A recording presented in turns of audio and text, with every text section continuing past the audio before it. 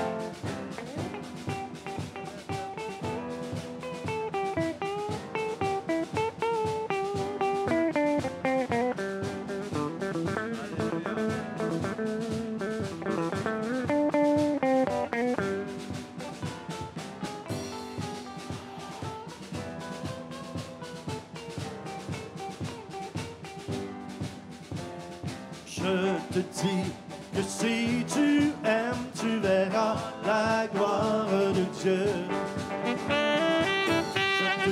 Je te dis que si tu aimes, tu verras la gloire de Dieu. Tu verras la gloire de Dieu. Tu verras la gloire de Dieu. Je te dis que si tu aimes, tu verras la gloire de Dieu.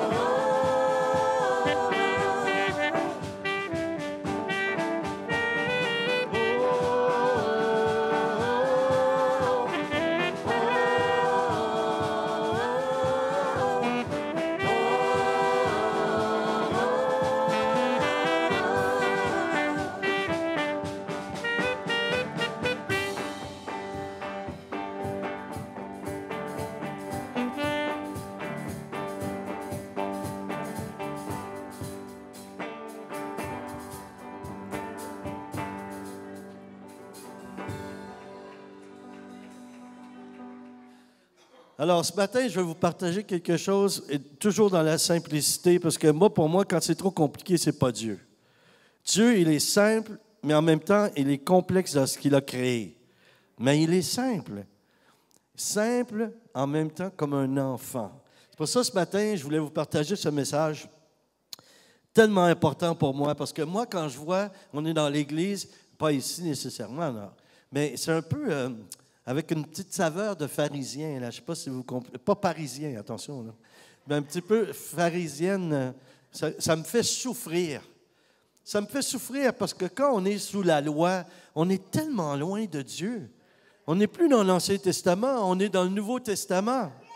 Puis on vient de communier à la nouvelle alliance en son sang.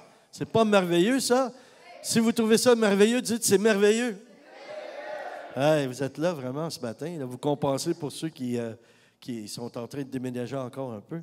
On va prier que le Seigneur continue à leur donner la force. Là. Et nos amis, je trouve ça étonnant. Je l'ai dit, je pense, tantôt, qu'en arrivant sur le sol canadien, tout de suite, ils sont mis à aider à déménager leur fille là, dans le centre-ville de Montréal. En tout cas, c'est pas une doctrine, là, mais je peux vous dire une chose. Ceux qui ne croient pas au purgatoire, là, allez faire un tour sur le boulevard des Carrés en pleine heure de pointe. Vous allez remettre ça en question. Bon, OK, on commence avec la parole. Matthieu 18, 3, puis le message ce matin, c'est « Retrouver son cœur d'enfant ». On a besoin de retrouver notre cœur d'enfant.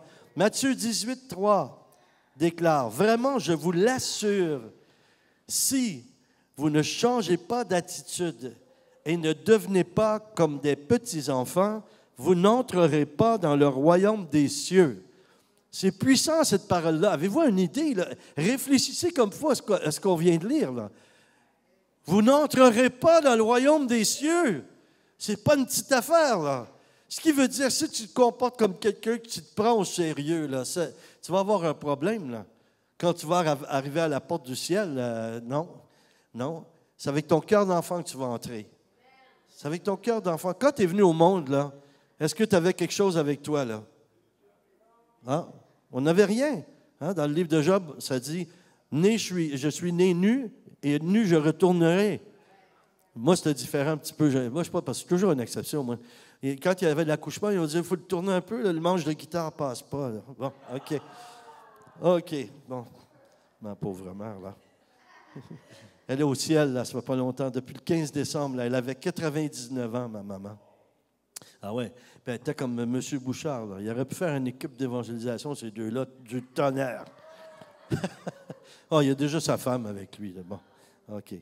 Alors, ça dit cela. Ça me rappelle quelqu'un un monsieur qui était très riche.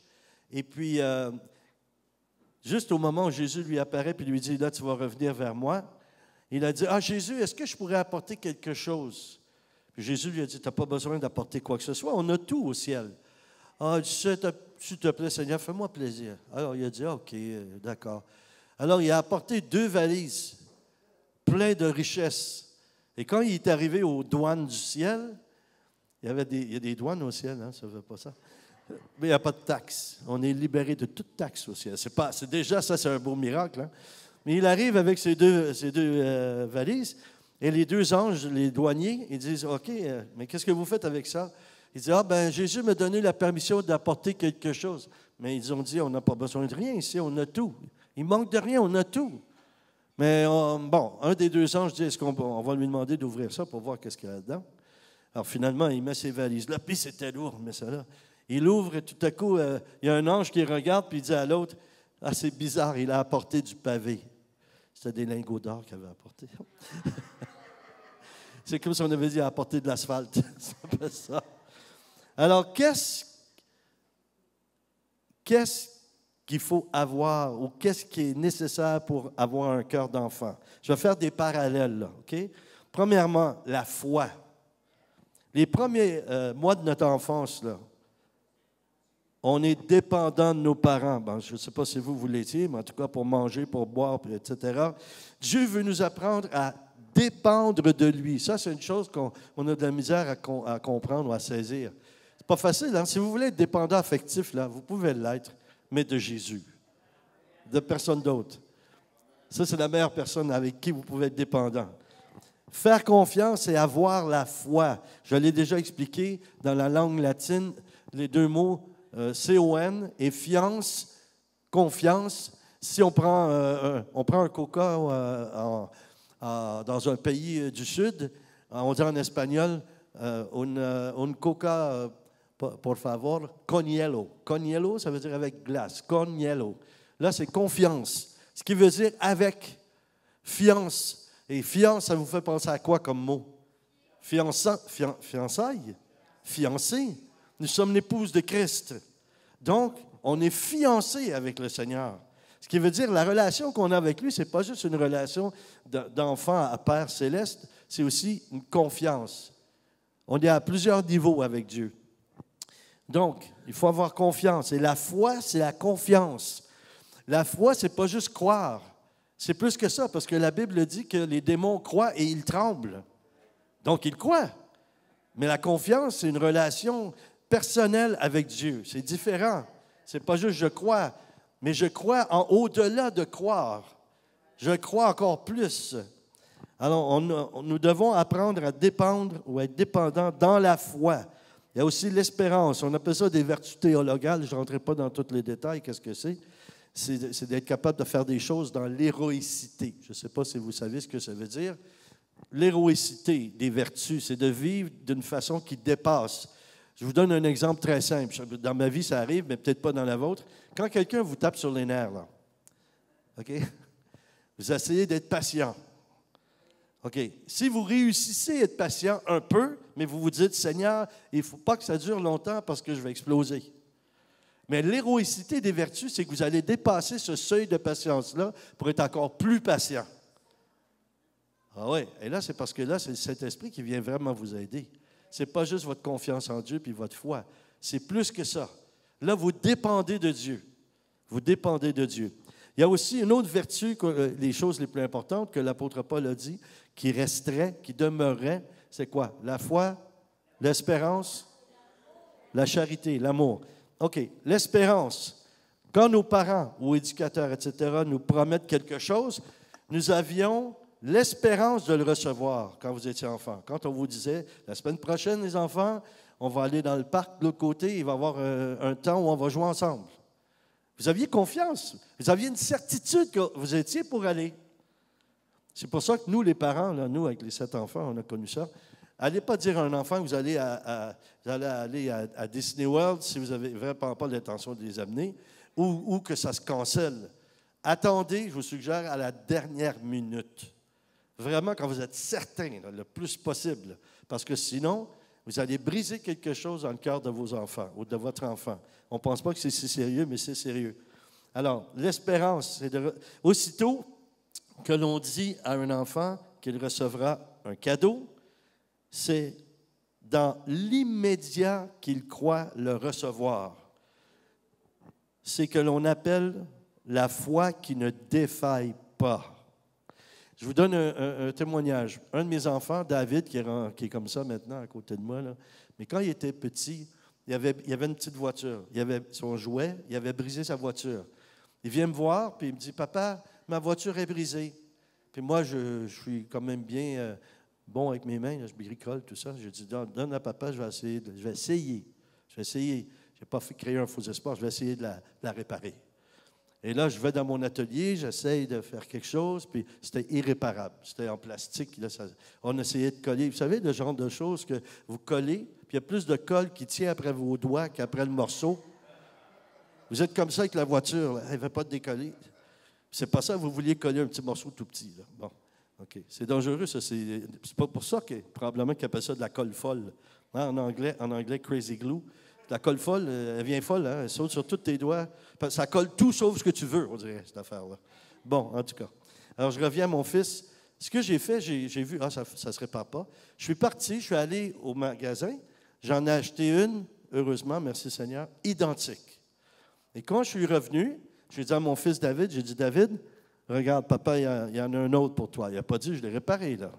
J'en ai un autre. Et là, il était tellement content, il n'a même pas pris le temps que je lui dise, c'est pas moi qui l'ai réparé, j'en ai acheté une autre, j'avais pas le temps. Il l'a pris, il est parti à courir, puis il a dit, « Oh, mon papa, il peut réparer tout! »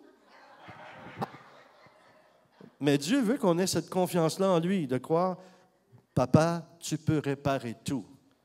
Et même lui, hein, la Bible dit, il fait des choses nouvelles. Il n'a pas besoin d'aller au magasin de grâce, là. Il a la grâce, c'est lui la grâce, il nous donne comme ça quand on a besoin. Une autre chose, c'est la charité.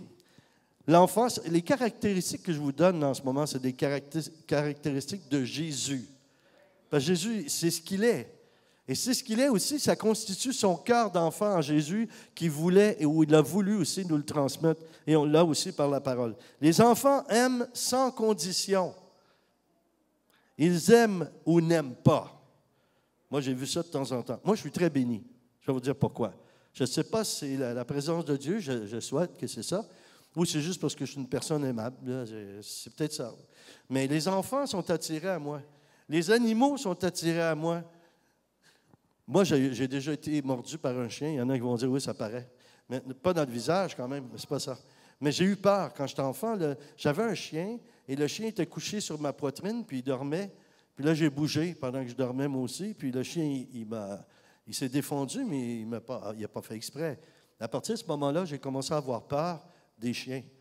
Mais Dieu m'a montré quelque chose dans le spirituel aussi. Il m'a montré comment discerner les chiens qui étaient mauvais puis les chiens qui étaient gentils. N'importe quel chien, je vais voir. Là. Je sais, il est gentil ou il est mauvais. Mais c'est sûr que si c'est un Doberman puis il monte les dents, ça se peut qu'il soit moins gentil. Ou il est très fin puis il croit que tu fais partie du menu. Bon. OK. C'est pour ça que c'est important, si vous avez ça, des chiens comme ça, nourrissez-les bien. Hein, c'est bien important. Alors, c'est ça. Et je vais vous raconter comment j'ai été délivré de ça. Dieu a utilisé une façon assez étonnante. Je suis allé prêcher en Yougoslavie. Puis l'endroit où j'étais, c'est un endroit très, très connu à travers le monde. Puis il avait fait un grand chapiteau, puis il pouvait y avoir 3000 personnes au moins qui venaient. Alors moi, l'après-midi, je prêchais. Et c'est haut dans les montagnes, il y a des vignes. Et pendant que je prêchais, il y a un tout petit chien qui vient juste à mes pieds devant moi. Puis il se met la tête sur ses pattes comme ça, puis il me regarde. Là, moi, à l'intérieur, là, j'avais peur, même si c'était un petit chien. Là. J'avais peur des chiens. J'ai dit au Seigneur, tu vas me donner la grâce là, de faire ce que j'ai à faire, parce que là, le petit chien, il ne faut pas qu'il dérange. Là. Mais il devait être habitué, probablement, d'écouter des prédicateurs, parce qu'il est resté calme tout au long. Et puis là, après ça, c'est comme s'il n'était pas là pour moi. Mais le Seigneur a dit, j'ai permis de t'envoyer ce chien-là pour guérir la blessure de ton cœur quand tu étais enfant. Il m'a confronté, en fait, avec la blessure que j'avais. Et j'étais tellement béni qu'après, j'ai commencé à aimer les chiens de nouveau et ne pas avoir peur des chiens, à moins qu'ils soient mauvais, là, ça se peut. Mais quand je l'ai vu, et c'était bizarre parce que quand j'ai fait un appel, j'ai dit tous ceux qui veulent recevoir de la prière, avancez-vous. Le petit chien, c'est comme si, quand j'ai dit, et tout le monde dit, ils ont dit Amen, le chien a fait Ruff! À un moment donné, je croyais qu'il était pour aboyer en langue, mais non, il n'était pas là dans son cheminement encore. Là. Les enfants aiment sans condition. Alors, c'est ça. Les enfants, ils sont attirés. Je vais n'importe où, c'est particulier. Les gens vont me dire « Ah, c'est spécial. Nos enfants, ils ne vont jamais voir des étrangers. » Et là, ils viennent vers moi, et même il y en a qui s'assoient sur moi, là. Et tout à coup, comme ça. Des petits enfants comme ça, là. Ils sont attirés à moi. Mais moi, je vais vous dire pourquoi, je crois. Parce que j'ai un cœur d'enfant. Je ne dis pas parce que les gens sont impurs, là, mais quand tu as un esprit d'impureté d'adulte, les enfants, ils ressentent ça. Mais quand tu as un cœur pur, un droit, où tu fais ton possible pour être amour, les enfants ressentent l'amour. Ils sont attirés à moi. Et là, dernièrement, justement, ah oui, j'étais chanceux de parler de ça, le Saint-Esprit m'invite tout le temps avec ça. J'étais avec Pasteur Normand Labelle, qui est derrière, là-bas, là, qui travaille avec moi dans le ministère. Et on a vécu quelque chose d'extraordinaire à Québec le week-end dernier, je pense. Oui, c'est vrai, tu as raison. Et puis, là, le pasteur me dit, est-ce que vous accepteriez de prier sur nos enfants? Puis la fois d'avant que j'étais allé là, il y avait une trentaine d'enfants. Alors, j'ai prié sur les enfants, puis les enfants, ils tombaient dans l'esprit, là. Puis on avait filmé ça, on avait mis ça sur Internet, puis là, il y a des gens qui mettaient des commentaires. « Ah, pasteur Boudria, pourquoi vous faites ça? Vous les poussez par terre. » Puis toutes sortes de trucs pareils. Je me disais... La fois, là, je ne réponds plus à ça. Mais avant, j'étais plus fort que moi. Je me disais, je devrais répondre quelque chose. Et je répondais, par exemple, est-ce que toi, tu es baptisé dans l'Esprit? Il n'écrivait plus rien après ça. Bon, OK. Moi, il n'y a rien qui m'énerve le plus quand quelqu'un fait des critiques, des commentaires, puis ils ne sont pas qualifiés pour le faire. Moi, je les enlève, c'est tout, je les retire. Ils commencent avec leur discussion technologique puis théologique. Non, je vous l'ai dit tantôt, hein, quand c'est trop compliqué, ce n'est pas Dieu. Parce que la parole de Dieu, là, c'est fait pour être instruit, comment agir, comment être comme Dieu, mais pas dans la tête. Ça entre par les oreilles, ça entre comme là en ce moment je vous prêche, là, je vous parle, ça entre dans votre esprit et ça doit changer votre cœur. C'est ici que ça se passe. Parce que tout ce qui va rester à la fin, foi, espérance, c'est l'amour. C'est à ça qu'on va être reconnu. C'est ça qu'on est reconnu dès maintenant, là. Alors, bon. Et en week-end, c'était... moi, j'aime ça faire le ministère, là, puis j'aime ça voir Dieu à l'œuvre. Je suis un peu comme un spectateur à ça. Même que parfois, je prie avec les gens tombent par terre, je n'ai même pas le temps de prier sur eux. Puis là, je dis à Jésus avec mon cœur d'enfant, « Ah, Jésus, tu me déçois, là. Tu ne m'as même pas laissé participer. » Mais Dieu agit, mais là, il ne peut pas me glorifier. Tu dis, « Ah, tu as vu l'onction. » Je fais ça comme ça, Seigneur, viens là, il y en a un paquet qui tombe comme ça. Puis là, je me dis, ben là, j'ai levé ma main par là, ils sont tombés là-bas. C'est pas... Dieu est Dieu. Il faut le laisser régner et faire ce qu'il désire. Mais pour ça, plus on est libre, plus on est en cœur d'enfant, plus on est libre. Alors, ils disent, OK, on va aller chercher les enfants. Il y avait quelques centaines d'adultes. J'ai prié sur tout le monde. Là, ils étaient touchés. Des ados. Ça, j'aime ça aussi. Un ado, le Saint-Esprit peut les toucher, les ados. Hein? Oui, il peut. Hein? Même d'ailleurs, même s'ils ont des casquettes, j'ai remarqué ça. Il y en a un, une fois, qui est venu dans une réunion de réveil et il ne savait pas ce qui se passait, mais il voyait tout le monde tomber dans l'esprit. Et puis il vient, puis il se met devant moi, puis il me dit, est-ce que je peux l'avoir, moi? Je dis, qu'est-ce que tu veux? Ben ça, je ne sais pas c'est quoi, mais je le veux. Mais je dis, c'est pas une chose, c'est une personne. C'est la présence du Seigneur Jésus-Christ par son esprit et le Père céleste, tout ça. Je lui explique tout ça. Il ne comprenait rien, c'est pas grave.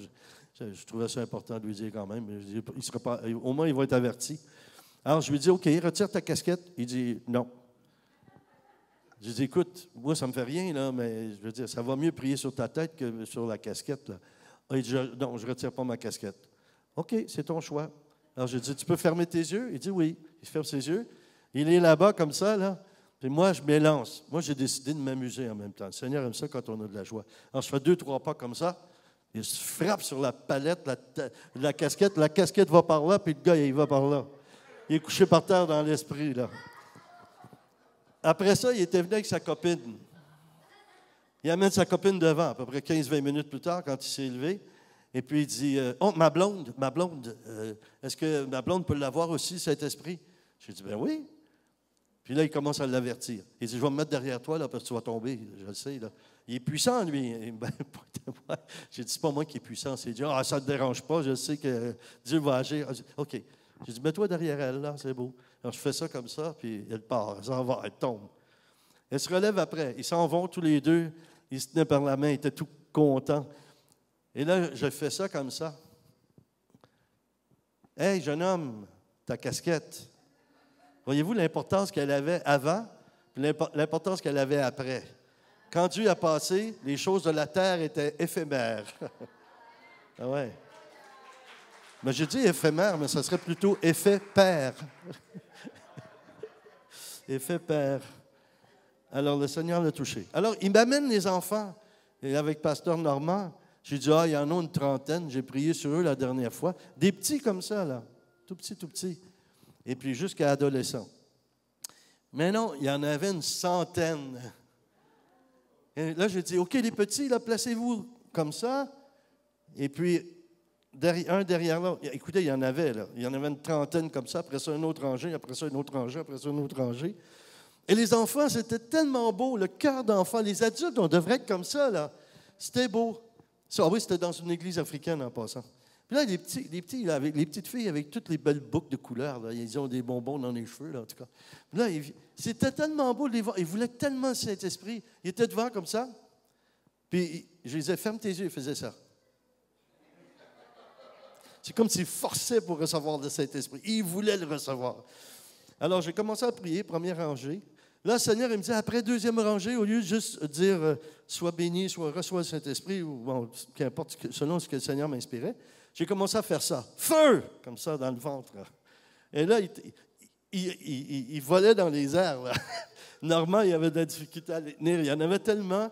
Puis là, je disais, Seigneur, envoie ton esprit. Je faisais ça. Il y en avait 4 ou 5 qui tombaient tous les uns sur les autres. Imaginez des petits bouts de personnes là, comme ça, couchés par terre comme ça. Et il y en a qui ils faisaient des sursauts dans l'esprit, puis ils souriaient. Ils riaient, ils touchaient les uns aux autres, ils roulaient. Puis nous, on avait du plaisir, on voyait ça, comment Dieu faisait ça. Là quand j'ai commencé à faire feu comme ça, là, tous les autres, ils me regardaient, c'était comme « Ah, moi aussi feu, moi aussi feu ». Ils ne voulaient pas juste que je prie comme ça. Je venais pour prier comme ça, puis ils me regardaient comme « Mais t'as fait feu à côté, fais-le ici aussi ». Alors j'ai commencé à faire ça, feu, feu. Puis ils tombaient, puis ils rigolaient entre eux. Là. Le Saint-Esprit est venu mettre une joie en eux. Là. C'était fantastique. Puis de voir ça, et Normand était... Normand, il est comme ça à peu près, là. Puis Normand, il était à genoux, qu'ils attrapaient à genoux. T'imagines? Hein?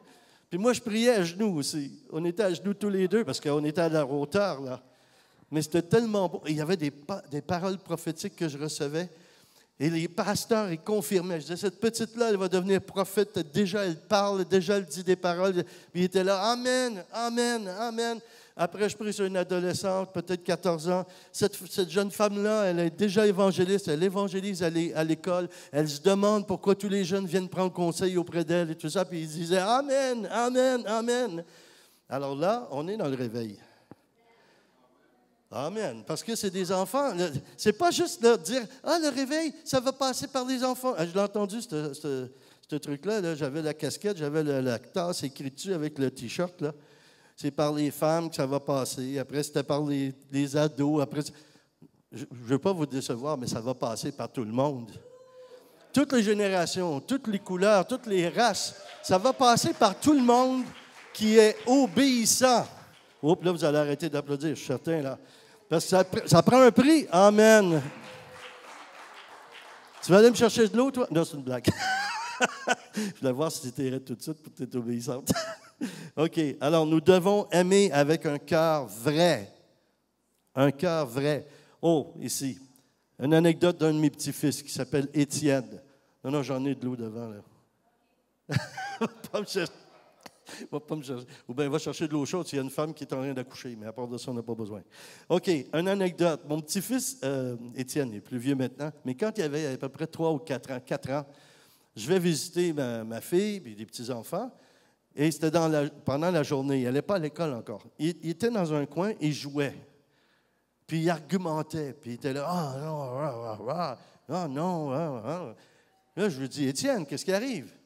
Il dit, je suis en train de jouer. Mais je dis, à quoi tu joues? Puis là, il me dit, à quoi il joue? Mais je dis, pourquoi?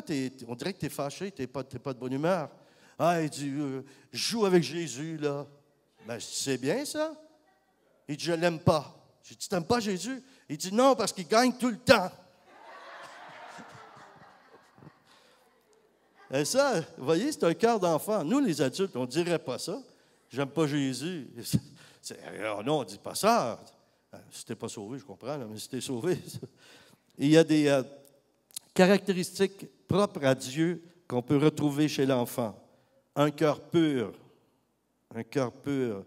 Il ne soupçonne pas le mal. Il voit comme Dieu. Il ne se laisse pas entrer dans des choses qui ne sont pas appropriées. Ce qu'il pense, c'est tel quel. Quand il y a un enfant, il pense quelque chose. Hein? S'il voit une personne, il voit une dame, puis nous, on la voit, puis on dit, oh, elle n'est pas choyée par la nature. Bon. L'enfant, lui, il va le dire, ce qu'il pense là. Nous, on ne dirait pas ça. C'est politiquement incorrect. Et l'enfant va dire, papa, hein, pourquoi elle aide la madame? C'est difficile de répondre à ça, hein? C'est quoi? C'est par rapport à quoi aussi, hein? Si sa maman est plus belle, c'est une autre chose, là. Mais les enfants, on dirait qu'ils n'ont pas de filtre, hein? Et ça, c'est une chose, là. Peut-être, M. Bouchard, vous avez rentré dans cette phase-là, ça fait un bout de temps. Là, je suis retraité, mais je veux dire retraité, c'est un mot, c'est humain, là, humainement retraité, mais moi, je vais prêcher jusqu'à mon dernier souffle. Je n'arrêterai jamais. Tant que je vais être capable de jouer de la guitare, mes doigts vont fonctionner et tout ça. Mais depuis que je ne sais pas c'est pourquoi, depuis que j'ai reçu mon premier chèque, là, il s'est passé quelque chose. On dirait que je n'ai plus de filtre. Je dis presque tout ce que je pense. Mais là, pas devant vous. Quand je suis ici devant, je fais attention. Mais quand je suis avec des amis et tout, des fois, je dis des choses que je n'aurais pas osé dire avant. Mais ce n'est pas méchant. Ce n'est pas des choses méchantes. C'est qu'avant, je ne me permettais pas d'une certaine façon. Vous savez, Dieu est en train de guérir nos cœurs. Il guérit vos cœurs, il guérit le mien aussi. Et en vieillissant, il y a des choses, on dirait qu'on revient un peu comme en enfance. C'est vrai, ça. Il y a des choses qu'on n'osait pas dire. Quand on est enfant, « Ah, il n'est pas beau le monsieur », on n'a pas peur de le dire. Hein? Puis quand on est adulte, puis on commence à vieillir, bien, on ne dit pas ça comme ça. On dit « Ah, il n'a pas été favorisé par la nature », quelque chose comme ça. On n'ose pas le dire, mais des fois, ça sort. Puis après ça, si on est chrétien, on prie, puis on dit « J'espère qu'il ne l'a pas entendu. Hein? » Bon, un cœur pur. Dieu veut qu'on ait un cœur pur, comme les enfants, et comme lui avait le cœur le plus pur. Matthieu 5, verset 8 dit « Heureux ceux dont ils ont le cœur pur, car ils verront Dieu. » Ah oui, il y a un PowerPoint, j'avais oublié complètement ça. Regardez si c'est beau. Hein? Quand on voit ça, là, est-ce qu'on peut faire du mal à quelqu'un qui est comme ça, là, un enfant comme ça? Là? Est-ce qu'on peut faire du mal à quelqu'un, un enfant comme ça? Mais est-ce qu'on peut faire du mal à quelqu'un comme moi? Là, vous êtes en prière, puis vous êtes en train de discerner, hein, c'est ça? Non, mais quelqu'un qui a un cœur simple, ça, c'est la même chose. Toute ma vie, quand j'étais plus jeune, mais c'est sûr que quand tu veux grandir, devenir un adulte, c'est vexant un petit peu. Mais je me suis rendu compte de quelque chose, même depuis que je suis devenu adulte, on m'a toujours parlé comme si j'étais un enfant, mais pas immature. Comme quelqu'un qui est choyé. C'est comme ça, là. Moi, je rencontre quelqu'un, et même des grands avec qui j'ai fait du ministère, et ils me traitent d'une façon que je suis tellement béni.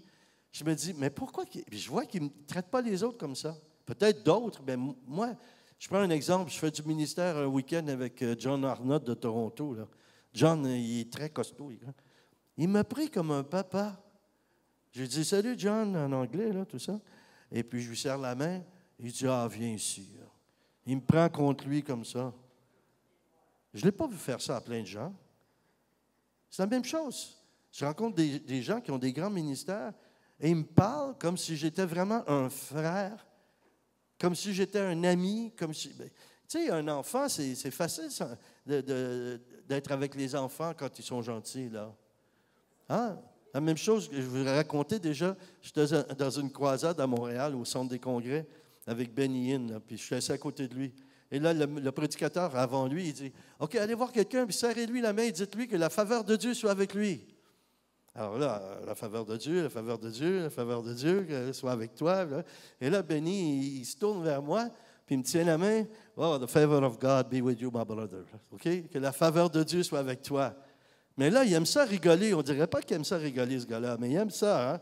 Il me tient la main, et je dis, la faveur. Moi, je me dis, il a déjà la faveur de Dieu, mais je vais lui dire quand même. Mais l'autre a dit de dire ça. Moi, je répète, là, que la faveur soit avec toi.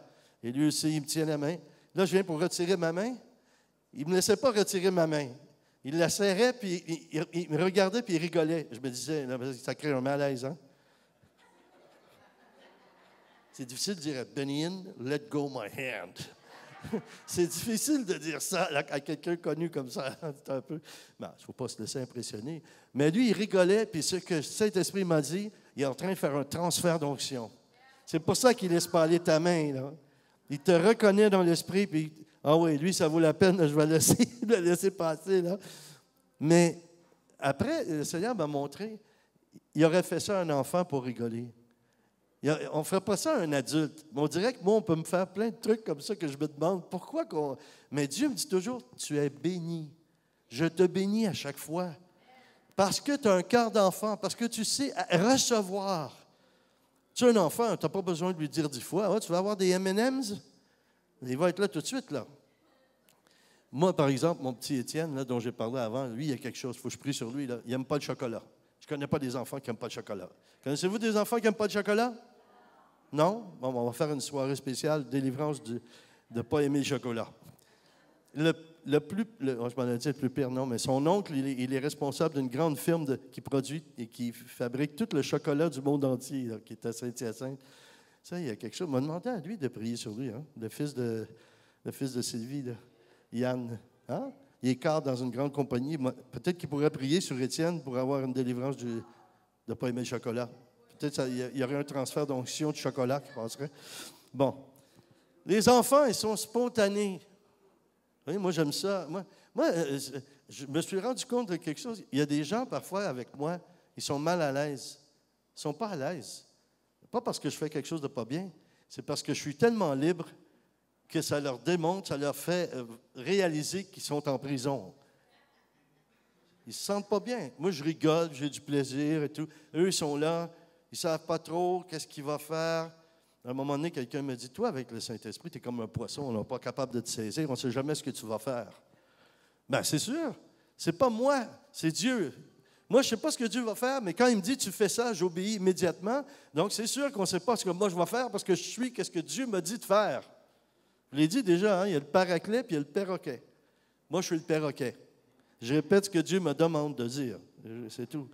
Alors, la spontanéité. Les enfants sont comme des boîtes à surprises. Hein? On ne sait jamais ce qu'un enfant peut dire ou faire. Puis il en est de même avec le Saint-Esprit. C'est ça qui est écrit dans Jean 3, 8. C'est écrit, « Le vent souffle où il veut. Tu en entends le bruit, mais tu ne sais ni d'où il vient, ni où il va. Il en est ainsi pour quiconque est né de l'Esprit. » Quand tu marches avec le Saint-Esprit, ben, tu as un cœur d'enfant. Tu ne te compliques pas la vie. Dieu l'a dit, j'y crois. Moi, j'ai appris comme ça. Vous savez, les premières fois que j'ai exercé le don de parole de connaissance, j'avais lu un livre. À la fin du livre, ça disait « Tous ceux qui sont en Jésus-Christ ont la puissance de chasser les démons, de guérir les malades, etc. » Ce qui est écrit dans Marc 16, là, 16, 17, 18. Là. OK. Moi, j'ai lu ça. J'étais nouveau chrétien. J'ai dit « Bon, wow! Je viens de recevoir tout ça. » Moi, je ferme le livre et je dis « Je commence. Dès que tu seras prêt, Seigneur. » Je suis dans un petit groupe de personnes, 4 ou 5 personnes. C'est plus difficile d'exercer les dons, là, parce que quand tu en as 5000 devant toi, tu dis des paroles, tu dis, ben là, si ça se confirme plus ou moins, ça paraît moins, hein? Mais quand tu en as 4 ou 5 à côté de toi, là, il faut que tu vises comme il faut. Hein? Il faut que tu sois précis. Alors moi, je ne sais pas comment ça fonctionne, mais je suis assis là et tout à coup, j'ai mal dans mon ventre. Et là, je n'ai même pas eu le temps de réfléchir. J'ai dit, il y a quelqu'un qui a mal dans le ventre ici? La dame devant moi, elle dit oui. J'ai dit, tes intestins sont guéris au nom de Jésus. Oh! Elle a dit, ah, merci, puis elle s'est mise à pleurer. Je viens chez nous, après, et là, moi, c'est moi qui ai pleuré. J'ai dit à ma femme, je pense que j'ai fait une gaffe. J'ai fait une erreur. Elle m'a dit, qu'est-ce que tu as fait? J'ai dit à une femme qu'elle était pour être guérie. Elle a dit, c'est parfait, ça. Oui, mais j'ai dit, tout à coup, après coup, tout à coup, qu'elle ne l'ait pas guérie. Ça peut endommager sa foi. Elle a dit, ma femme, elle était sage, là, elle a dit, c'était quoi ton intention? Comment tu ressentais ça quand tu as dit cette parole-là? Ben, j'ai dit, j'avais tellement le goût intérieurement quand j'ai reçu ça, que quelqu'un soit guéri par Jésus, que je l'ai dit. Alors là, elle était déjà traitée par le médecin, ça faisait un bon bout, puis elle avait un examen dans cette semaine-là pour voir où en était rendu son problème-là. Je pense qu'elle avait le cancer. Moi, je décide de faire des courses, et quand je suis dans l'épicerie, je la vois. Alors, j'avais la crainte des hommes. À cette époque-là, j'avais peur. Je la vois, je me dis, oh non, je change de rangée. Je m'en vais avec mon caddie, mon carrosse, là. Je change, je me dis, elle ne m'a pas vu. Et là, tout à coup, à chaque fois que je changeais de rangée, elle était toujours au bout. Là, je me suis dit, elle ne sera pas au bout complètement, elle ne courra pas. J'arrive au bout, elle est encore là. Je ne sais pas, elle avait quelque chose en dessous des pieds qui glissait, ça allait plus vite, je ne sais pas. Et là, tout à coup, j'ai dit, oh non, je n'étais pas bien. Hein? Je tourne le coin, face à face. Puis elle me dit, toi, là, ah, là, je me suis dit, ça y est, là, je vais recevoir peut-être son steak ou quelque chose, une livre de jambon dans la figure, quelque chose. Là. La façon qu'elle m'a dit ça, j'en tremblais. Elle dit, toi, là, je t'aime tellement. Ouf, la pression est descendue, là. Elle dit, j'arrive de chez le médecin. J'ai passé des scans, ils ont passé tous les examens. Je suis complètement guéri. Ah! Et là, Daniel, ça faisait même pas 1 an que j'étais sauvé, j'étais converti à Jésus. Je me croyais un petit peu quand même, tout à coup, hein, c'est ça, ça a provoqué, il y a comme une enflure qui s'est dirigée vers ma tête. Et puis là, j'ai fait « Wow, Seigneur, hein, j'ai bien fait hein, de le dire et tout. » Puis là, le Seigneur, il me disait « Fais attention, aussi vite que ça gonfle, ça peut dégonfler. Et ça va devenir plus petit que ta tête d'avant. » Mais le Seigneur m'a appris avec le temps comme ça. Mais après ça, je n'hésitais pas à donner des paroles aussitôt que je les recevais. Mais j'ai agi avec mon cœur d'enfant. Je n'ai pas tout mis en question. C'est après. Quand je l'ai dit, quand j'ai agi avec mon cœur d'enfant. Mais après ça, c'était ma tête d'adulte qui a commencé à résonner. Ça me fait rigoler parce que le pasteur Normand, avec qui je travaille, des gens qui sont comme ça, ils appellent ça des résonateurs. Des résonateurs, oui, c'est ça. Des fois, quand tu vois des gens comme ça, tu pries et tu dis, « Oh Seigneur, qu'est-ce que ma fleur? Qu'est-ce que je vais faire? Qu'est-ce que je vais faire? » Les enfants, ils sont inventifs et surprenants. Ils font des choses inventives, inattendues. Je vous en raconte une que ma femme ne s'attendait pas que je te pour raconter. Il y a un réveil ici dans la région, à Granby. Je ne sais pas si vous vous rappelez de ça, à travers un pasteur qui était baptiste, Michel Martin. Nous, on est à l'église, notre première église sur la rue Saint-Hubert à l'époque. Puis l'après-midi, on s'est mis à intercéder pour le réveil à Granby. Puis là, ma femme, elle a reçu une inspiration. Elle dit, je crois que le pasteur a besoin d'entrer dans les choses nouvelles, parce qu'il ne connaissait pas tellement les choses du Saint-Esprit. Et ma femme dit, il faut qu'il parte d'un monde à un nouveau monde dans l'esprit. Elle dit, c'est comme, nous on appelle ça une culbute, c'est une roulade, là. Puis elle a dit, je vais faire un geste de foi, de faire une roulade sur l'estrade, on était juste avec les membres de l'Église, là, pour Michel. Je vais le faire pour que Michel il puisse changer. Et là, Manon, on a prié en langue, puis Manon, elle a fait son geste de roulade, là. Et j'oublierai jamais ça. Elle a roulé, et là, on a entendu crac, crac, crac, crac, crac, crac, crac, crac, toutes les vertèbres de son dos ont craqué, là. Parce qu'à cette époque-là, même si on recule il y a une vingtaine, 25 ans, 30 ans, là, ma femme, quand même, c'était pas une petite jeunesse de 14 ans, là. Bon, quand même, les morceaux n'étaient pas habitués de faire des exercices comme ça, là. Mais, extraordinaire, elle a fait ça, et pas longtemps après, il y a eu ce déclenchement de réveil-là dans la ville. Tu te souviens? Linda, tu t'en souviens pas, toi? Tu n'étais pas là-dedans? Non? Ah, OK. Bon, ben oui, mais grand réveil béni au nom de Yeshua. Tu te souviens pas de ça? Ah oui, OK. Bon, mais ça, c'était pas longtemps après ça. Alors, pourquoi, ça dit dans Luc 2, 49, j'ai presque terminé là. Pourquoi m'avez-vous cherché? Leur répondit Jésus. Ne saviez-vous pas que je dois m'occuper des affaires de mon Père? Il a dit ça à ses parents naturels, là. Bien, surnaturel un peu pour Marie, là, mais il a dit ça à ses parents. Il cherchait partout, il était inquiet. Il avait décidé, lui, je vais écouter mon Père céleste et puis je m'en vais. Alors, c'est ça, les enfants font des choses spontanées. On a notre petit garçon là, qui est comme ça encore. Là. Ils sont tous plus grands que moi, c'est pas difficile là, non plus. Mais Mathieu, on va aux États-Unis, puis on était sur des grands quais où il y a des roues, puis il y a des jeux, là, et on ne sait pas, mais nous, on est quelque part en train de regarder des trucs à $1 et tout ça. Et à côté, il y a des jeux, des arcades. Un enfant, il y a 4-5 ans, Mathieu, je ne sais pas, il s'en va, puis lui, il s'en va voir les arcades. On lui avait donné de la monnaie. Là, on cherche Mathieu. Et ça, c'est paniquant. Je ne sais pas si vous avez déjà vécu ça. C'est paniquant. Quand tu crois que ton enfant est enlevé, là, je te dis qu'il y a toutes sortes de trucs qui te passent par la tête. Là. Il y a une fois, ça nous est arrivé avec Catherine aussi. On cherchait Catherine. Les enfants cherchaient Catherine. On criait son nom dehors, dans la maison. Catherine, juste dans l'entrée de la maison, il y avait une commode là, pour mettre les manteaux. Catherine était entrée là-dedans, puis elle avait fermé la porte, puis elle dormait. Alors, on crie. Un des enfants, il a dit, « Maman, je l'ai trouvé! » Et ça a pris au moins 15-20 minutes. C'est long, ça, quand tu penses que ton enfant a été enlevé. Là, on ouvre la porte. Qui on voit, Catherine? Tout ce temps-là, on s'inquiétait nous autres, puis elle était bien tranquille, là. Bon.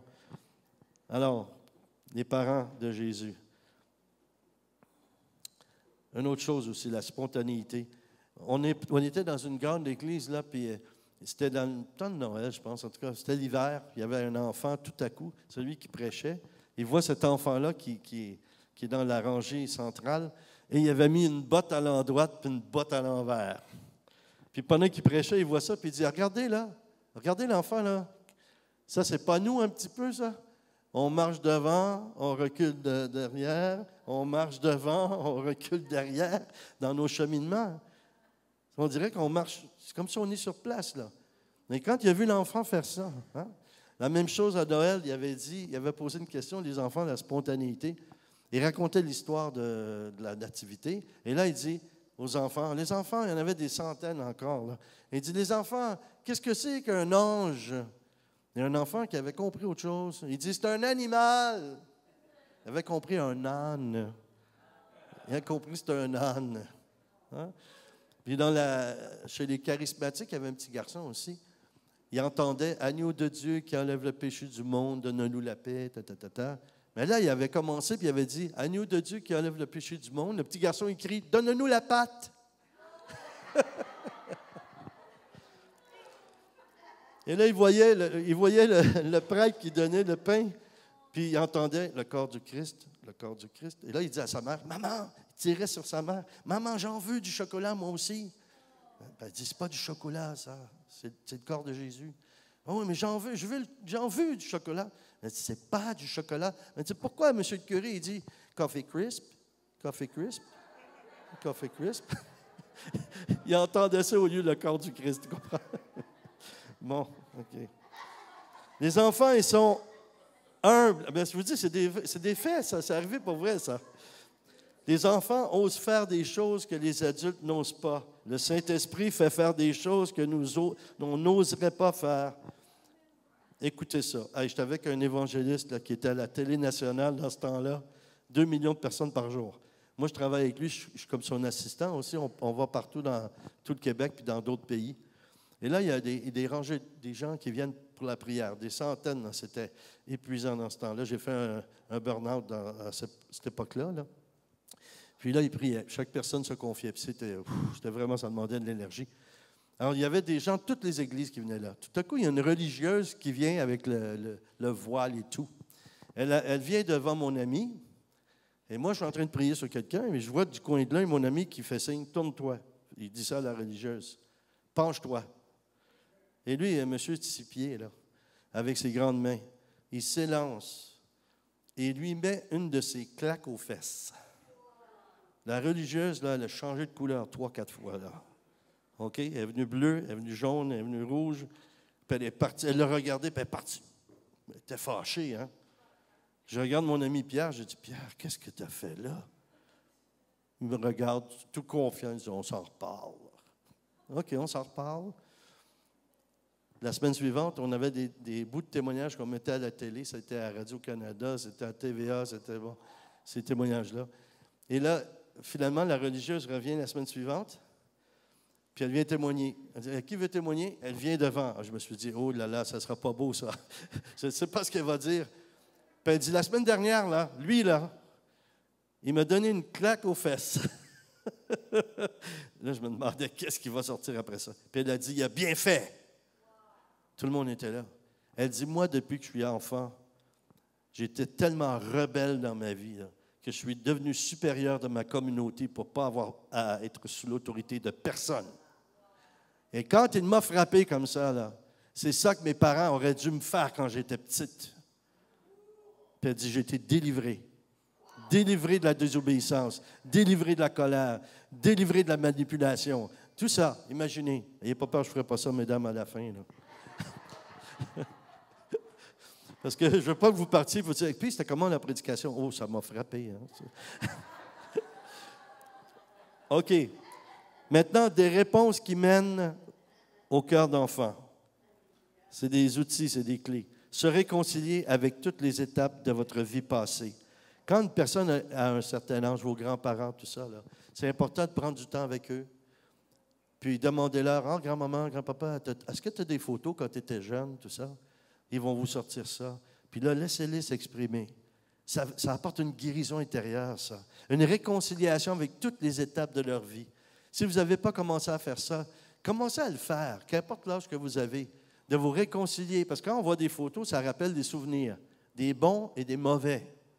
Hein? Je me souviens, moi, je vois ça, une photo là, avec mes tantes. Là. Ils étaient gentils, mais quand ils me donnaient des petits baisers mouillés, je détestais ça. Quand le petit Daniel arrivait, « Oh, t'as bien grandi! » Puis il me faisait ça.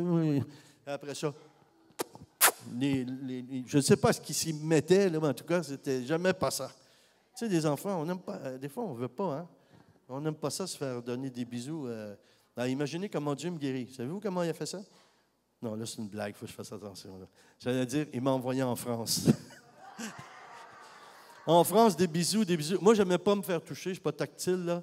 Puis me faire donner des bisous, même chose. Là. Quand on me dit, quand tu vas prêcher en France, tout ça, combien de temps ça dure une réunion? Bien, ça dure à peu près 2 heures. C'est à peu près 2 heures. Mais il y a une demi-heure de bisous au début, puis une demi-heure de bisous. Elle est là, puis c'est vrai, elle dit que c'est vrai, là. C'est vrai. Ah oui, tout le monde, hein? Puis, dépendamment des régions, un bisou à certaines régions. Plus tu vas dans une autre région, 2 bisous. À un moment donné, 3 bisous. Je veux dire, c'est de l'autre côté? Ah oui, c'est vrai. Il y en a qui c'est à gauche, il y en a qui c'est à droite. Première fois que je vais en Belgique, je ne connais pas le protocole. Quelqu'un me conduit, et puis j'allais chez Pierre Beumy, là. Puis c'était un couple qui allait chez Pierre. Alors, le monsieur vient me chercher à la gare de train ou quelque chose comme ça. Puis Pierre m'avait expliqué le protocole. Il me dit, ici, les hommes font la bise aux hommes. J'ai dit, ouf, on est loin. Là, j'ai dit, on est loin du Canada. Alors moi, je suis fatigué, j'ai le décalage horaire, là. Et là, le monsieur, il prend mes valises, il les met par terre devant sa maison et tout. Puis là, je lui serre la main, je lui dis merci beaucoup, puis je lui fais 2 bises. La première, ça a bien été. La deuxième, il est belge. Les Belges font une bise, et je pense que c'est côté gauche, je ne sais pas. Alors moi, je fais... La première, ça va. La deuxième, il fait ça. Et bien, regarde, là, il y a quelque chose qui n'a pas passé. Mais moi, je ne sais pas. J'ai dit, excusez-moi, il dit ici, on fait une bise. J'ai fait, oh, excusez-moi. J'ai dit, écoutez, Pierre m'a expliqué, je ne suis pas habitué, c'est ma première fois. Vous êtes le premier homme à qui je fais une bise. Là, il a rigolé. Il a rigolé. Mais je ne sais pas c'est quoi les régions, mais il y a des régions où il y a des femmes, là. Je pense qu'il s'en fout de la région, hein. Il me donne plus de bises que normalement. C'est pas... Bon, OK. Je ne vais pas aller trop loin là-dedans. Donc, il faut se réconcilier avec les étapes de la vie et pardonner à tous. Il faut cesser de se mettre de la pression, comme par exemple, ne pas croire que si nous ne faisons pas certaines choses, les personnes vont moins nous aimer. Est-ce que c'est clair, ça? Il y a des choses qu'on fait, puis inconsciemment, on le fait parce qu'on ne veut pas se faire rejeter. C'est ça l'affaire. Soyez vous-même. Moi, j'ai compris ça. La sainteté là, que Dieu veut, c'est qu'on soit le plus parfaitement soi-même. Essaie pas d'être comme un autre. Oui, on peut avoir des modèles, c'est normal. C'est normal. Mais après un certain temps, c'est comme quand tu es enfant. Si tu es dans une église pentecôtiste, tu vas prier d'une façon en langue, catholique, un autre, charismatique, un autre. Parce qu'on apprend quand on est enfant, nos enfants, on leur apprend à dire papa, maman. Au Québec, si on dit viens voir papa, le petit enfant, il va dire comment il s'appelle, lui? Papa. Mais si tu lui apprends à dire papa, il va dire papa, maman. Papa puis maman. Elle est effrayante. Bon. Linda, regarde. Ben non. C'est pour ça qu'il couche debout. Bon. Papa, maman, bon, en tout cas. Mais si vous êtes dans une église des États-Unis ou que vous allez prier en langue, vous entendez les autres prier, c'est inconscient. Vous allez recevoir, ils vont prier. OK, let's pray in tongues. Là, ça, c'est un Américain, lui, il vient pas loin de Plattsburgh. C'est le don des langues du coin de Plattsburgh. Si charismatique catholique, Kuria Santa Bashakaria Labarabas. OK. Si il vient de Salut et Délivrance, je ne sais pas si vous n'avez pas écouté un par un, mais ça ressemble un peu. Un mélange d'un peu de tout. Un petit peu de New York. Hallelujah. Hallelujah. Un petit peu de New York aussi là-dedans. Praise God. Hallelujah. OK. Donc, cessez de vous mettre de la pression. Il faut simplifier. Acceptez de se laisser guérir par Dieu, qu'importe la méthode qu'il utilisera avec vous. Coopérez avec lui. Arrêtez de choisir par qui Dieu va passer pour vous. Prenez, si quelqu'un vous dit, je suis médecin, je vais te prescrire un médicament, mais je ne te dis pas ce que c'est, mais ça va être très bon pour toi. Il faut que vous appreniez à y faire confiance. Mais là, si Dieu vous envoie quelqu'un, et je vais vous dire, la plupart du temps, dans un couple, là, vous n'avez pas besoin de regarder loin, par où Dieu va passer. Et ce n'est pas par là que vous voulez qu'il passe. Mais il va passer quand même par là. Parce que cette personne-là, c'est l'instrument la meilleure ou le meilleur pour vous. Mais vous êtes mieux de coopérer, ça va aller mieux. Quand on doit recevoir une injection, puis on se débat comme ça, ils peuvent nous faire mal avec la seringue. Hein? Laissez-vous injecter l'amour de Dieu par votre conjoint. C'est ça un peu ça que je veux dire. Ouais.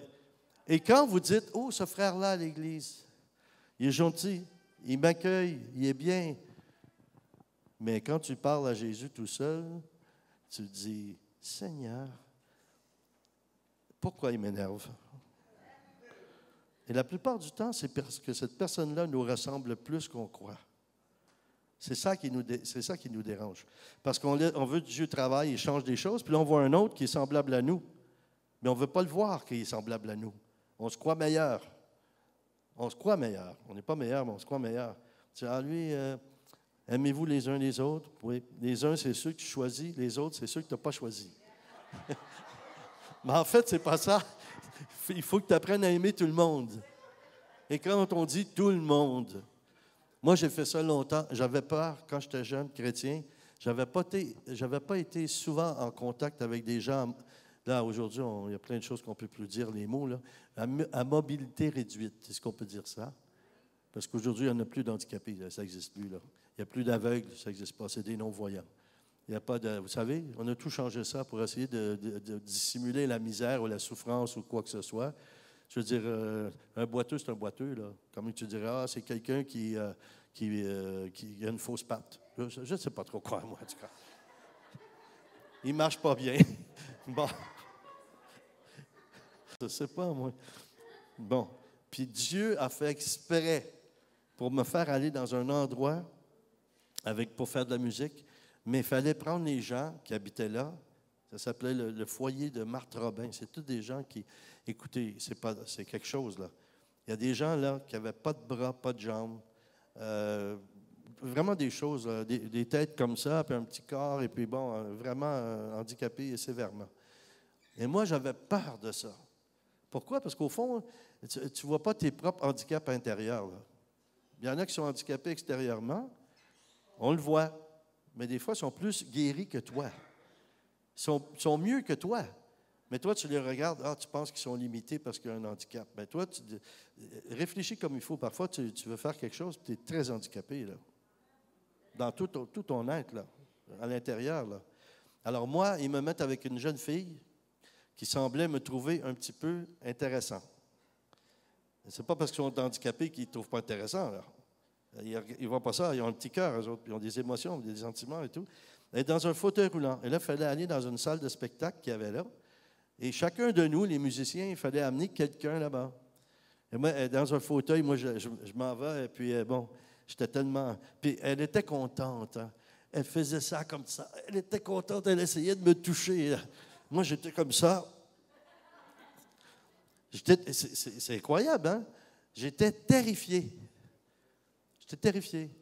Mais Dieu m'a guéri, Dieu m'a libéré. Il m'a mis avec des gens qui souffraient. J'ai pris avec des gens en fauteuil roulant. Dieu les guérissait et tout ça. Mais de les approcher, de leur parler. J'ai des amis aussi qui ont des handicaps sévères, là. Puis on fait des blagues. Il me fait des blagues à propos de moi, comment je suis. Et puis, il me dit des choses. Il dit, ouais, toi, il dit, moi, je suis peut-être d'un fauteuil roulant, mais si je me lève, là, tu vas voir, je suis plus grand que toi. Bon, des trucs comme ça. Puis on rigole. C'est correct. Pourquoi? Parce que les gens qui sont comme ça, ils veulent qu'on les traite comme tout le monde. comme tout le monde. Et là, cette fois-là aussi, il y avait une dame dans son fauteuil. Je pense que elle avait pu marcher, elle était haute comme ça. Alors moi, comme on fait des fois, quand on parle à un enfant, on parle avec une petite voix. « Ça va, toi, mon petit bébé, ça va? » Et quand ils sont petits, tout est petit. Tu veux ta petite bouteille? Tu veux avoir ça? Tu veux ton petit repas? Tout est petit. L'enfant, il s'en fout, hein? Il s'en fout. Il ne comprend même pas ce que ça veut dire. Il dit, pourquoi il me parle en bébé, là? Je suis certain dans la tête de l'enfant, là, il se pose la question, pourquoi il se penche? Moi, je dis à la dame, petite dame, je dis, bonjour. Puis elle avait une drôle de voix. Elle dit, bonjour. J'ai dit, comment ça va? Ça va bien. J'ai dit, moi, j'avais 20 ans. J'ai dit, tu as quel âge, toi? Elle me dit, j'ai 42 ans. OK. Et là, ça m'a fait réfléchir sur des choses qu'on fait des fois, comme ça. Parler normalement à des gens. OK.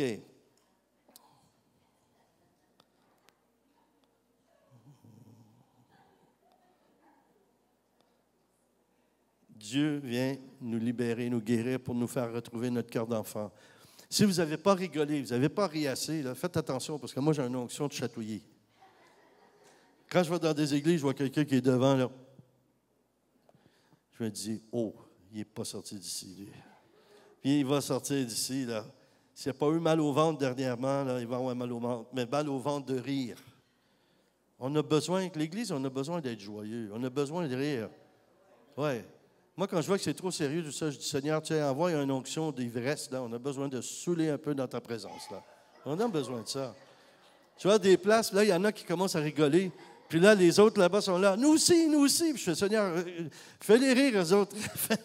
Là, ils se mettent à rire. Là, tout le monde rit. Puis je ne me souviens même pas pourquoi c'est commencé, cette histoire-là. Mais le Seigneur m'a dit, ils ont besoin d'être libérés par le rire. Tu sais, si on pleure là, parce qu'on se fait délivrer, ben pourquoi pas le faire avec des larmes de joie? OK. Moi, je fais une tournée, à l'époque, je fais une tournée en Abitibi. C'est en Abitibi? Je pense que c'est ça. Oui. Puis, on fait le tour de l'Abitibi. Et puis, aussitôt qu'on a mis les pieds dans la voiture, j'ai été jusqu'à Québec, là, avec l'équipe, on partait de Québec. Je vais à Québec. Aussitôt qu'on entre dans la voiture, on était dans une camionnette, on s'est mis à rire. Dans l'esprit. On riait, on riait, on riait. Et là, moi, je regardais l'autre qui riait, lui, il me regardait, puis plus on riait. Les deux autres devant, ils riaient, ils rigolaient. Mais après 1 heure, là, un de mes amis, un de mes coéquipiers est devant. Il était comme ça. Je voyais qu'il priait. Il priait pour nous, là. Plus il priait, plus on riait. Et là, c'est un anglophone. Et puis, il s'est exprimé en anglophone.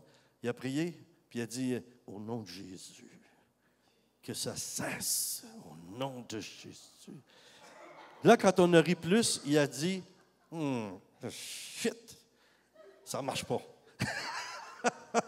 On roulait dans le fond de la voiture. On a ri comme ça jusqu'à Mont-Laurier. Parce qu'il fallait coucher là entre-temps. On va là, celui qui conduisait, il va chercher les clés de l'hôtel, il vient avec les clés, il dit, vous deux, vous êtes dans la même chambre. On ne veut plus vous entendre, Là, on prend la clé, on s'en va en riant. Eux, ils s'en vont dans leur chambre, là, ils ne rigolaient plus, eux autres. Là. Nous, on riait encore. Puis on était tellement ivres du Saint-Esprit qu'on entre dans cette place-là. Il était 3 ou 4 heures du matin, puis moi, j'avais faim. Alors, il y a un bar. Je m'en vais vers le bar. Il servait des œufs dans le vinaigre ou d'autres choses. Là. J'ai dit, tiens, au moins, on va manger ça. Là, je m'en vais. Là, je vois 2 femmes qui viennent. Des femmes, comment on pourrait dire, des femmes à la cuisse hospitalière. Disons qu'ils avaient le plus vieux métier du monde. Alors, ils viennent, ils pensaient que j'étais un client potentiel. Alors, ils viennent me voir, et puis je leur dis, « Hey, les filles! » Moi, j'ai connu avant, j'étais dans le show business, dans la drogue, tout ça, ça ne m'impressionnait pas. Je regarde ces 2 filles-là. J'ai dit, « Hey, les filles, ça va? » Là, ils me regardent, puis oui, ils voulaient me courtiser un peu. J'ai dit, « Hey, ils parlent de vous autres dans la Bible. » « Ah ouais? Oh, oui, Marie-Madeleine, là. » Là, je commence à leur parler de la prostitution et tout ça. Et puis, là, j'ai dit, là, ils me regardaient.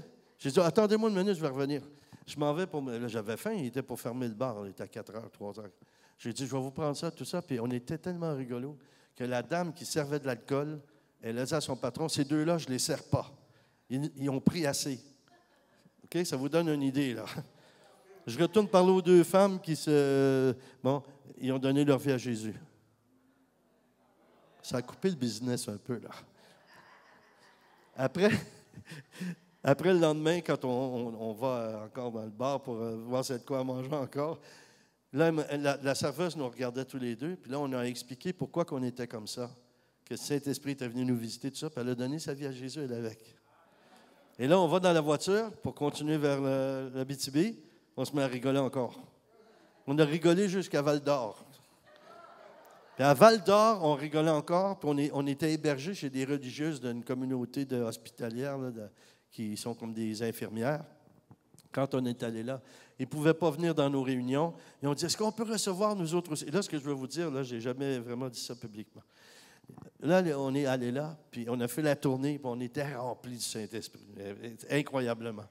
On entre là, on fait la nuit en rigolant encore. On ne dormait presque pas, là, moi puis l'autre gars. Là, j'avais mal aux côtes, tellement j'avais ri. Là. Quand je suis revenu, puis comment ça a été? Ma femme me dit, j'ai mal partout. Ah, qu'est-ce qui est arrivé? J'ai dit, on a ri. Moi puis l'autre, on a ri tellement, ça faisait mal. Puis, pour faire exprès. Puis mon collègue, là, il était pentecôtiste, mais très pentecôtiste. Puis nous, on était charismatiques. Les religieuses voulaient nous faire un cadeau. Ils nous donnent chacun une petite enveloppe avec une médaille miraculeuse de Marie là-dedans. Alors, moi, je la prends par politesse, puis mon ami pentecôtiste, là, on imagine, il a dit, tiens, je te donne. Là, j'ai dit, tu sais, le Seigneur, là, les catholiques, ils disent que Marie, c'est l'épouse du Saint-Esprit. Ah, pas sûr de ça, moi. En tout cas, j'ai dit, regarde, je vais te le prouver. Je sors la médaille de la petite enveloppe, je la colle sur le bout de mon doigt, comme ça, puis je dis à l'autre, au nom de Jésus, reçois, puis je lui colle dans le front ici. Là, il tombe par terre, puis encore la médaille collée au front, là. Puis il rigole, puis il rigole, puis il rigole, puis il rigole. J'ai dit, oublie pas, Marie, c'était la première pentecôtiste, c'était avec tous eux autres là, au début. Là. Pour rigoler encore avec ça. Là, les religieux sont toutes contentes, mais ils n'ont pas pu sortir. Ils n'avaient pas le droit parce qu'ils étaient occupés. Alors, ils ont dit, pourriez-vous prier sur nous? On les met ils disent, on va aller dans un salon. On va dans un salon. Il y a la supérieure de la communauté, puis toutes ses assistantes. Là. C'était sérieux, l'affaire. Là. On est là dans un salon. Et là, mon ami, il dit à un de l'équipe, mets une chaise là, puis verrouille la porte pour pas que personne rentre ici. L'autre, il était là, qu'est-ce qui se passe? Il met sa chaise, il s'assoit là. Là, tout à coup, OK, mes sœurs, là, qui va commencer? Donc, ils ont dit, la supérieure, c'est elle qui dirige. Elle pourrait être la première. Ah, OK, ma sœur, asseyez-vous. On s'assoit sur la chaise. On commence à prier. Il y a une table de salon, là. Elle descendait. Tout à coup, whoop, elle glisse en dessous de la table. Là, les autres, ils sont là, puis ils regardent ça. Hein. OK, qui est la prochaine? Il s'assoit, boum, tombe par terre. Ils étaient vêtus de blanc. Il y avait des costumes blancs, là. Impeccablement blancs. Là, il y en a une qui s'est mise à rouler par là. L'autre s'est mise à rouler par là. L'autre était sous la table, puis était comme ça, sautait. Puis le Seigneur les a touchés. Ils étaient vraiment ancrés dans la foi en Jésus. Hein. Ils étaient vraiment... Après ça, ils ont dit, il faut aller à la messe. Il y a une messe à telle heure. Ils étaient comme obligés d'aller là. Mais ils ont ouvert la porte, puis ils se tenaient tous. Là. Ils étaient 5 ou 6. Ils se tenaient tous comme ça. Puis ils marchaient dans le passage, dans le corridor, là. Puis là, ils nous regardaient, ils étaient tous contents, puis ils ont dit, est-ce que ça dure longtemps? Et là, ils sont allés, puis ils sont revenus avant. Puis là, ils rigolaient, puis ils étaient tous dans l'entrée avant qu'on quitte. Puis là, ils ont dit, ils nous faisaient signe comme ça. Ils étaient contents, ils étaient remplis, ils étaient ivres du Saint-Esprit. Puis ils nous faisaient signe, puis on a dit, puis, est-ce que ça va? Ils ont dit, oui, on a prié sur le curé. Puis on dit, pareil comme nous, il a tombé par terre, puis il a roulé. On n'a pas idée de ce que le Seigneur fait. Hein? Partout. Quand il passe partout. Mais tout ça, c'est possible parce que quand on est comme un cœur d'enfant, il ne faut pas se compliquer la vie. Quand c'est compliqué, il faut simplifier. Le Seigneur, il veut ça. Il ne veut vraiment pas qu'on soit sous, je dirais, des fardeaux. OK, alors, on termine. Est-ce qu'on peut fermer les yeux, baisser la tête en ce moment? Et priez simplement, Seigneur, donne-moi de retrouver mon cœur d'enfant. Viens simplifier dans ma vie ce qui est compliqué. Seigneur, je me dispose de façon à coopérer avec toi afin de trouver la guérison, pardonner, me pardonner et accepter de me réconcilier avec mon passé. Seigneur, fais de moi un de tes enfants qui a vraiment un cœur d'enfant. Et on dit tout le monde ensemble, Amen. Si vous avez des besoins de prière, tout ça, je vais prier avec vous, ceux qui ont vraiment des besoins de prière. Mais, comme je vous ai dit, ayons un cœur d'enfant. Faites confiance au Seigneur. Vos prières sont aussi bonnes que les nôtres. Des fois, on ne pense pas à ça. Vos prières sont aussi bonnes. Oui, on a besoin des fois d'aide. On demande de l'aide, c'est bon. Mais c'est comme ça. Soyez bénis, ceux à la maison, soyez bénis aussi. Tout ce qui a été fait, tout ce qui a été dit, vous aussi, vous pouvez le recevoir. Ah, j'avais ça. Attendez un petit peu.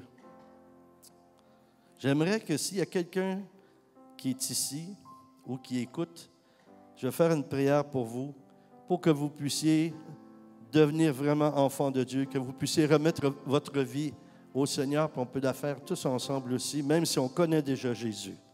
Alors voici la prière. Seigneur Dieu, je t'ouvre mon cœur avec mes problèmes, mes questions, mes échecs, mes déceptions, mes craintes. Je reconnais que Jésus, ton Fils, est mort sur une croix pour me permettre de vivre une relation personnelle et vivante avec lui. Je crois que son sang versé efface tous mes péchés et me purifie ma vie. Jésus, je me confie en toi. Je te reçois comme Sauveur et Seigneur de ma vie, afin, avec ton aide, je prends un nouveau départ. Je veux vivre selon ta volonté. Amen.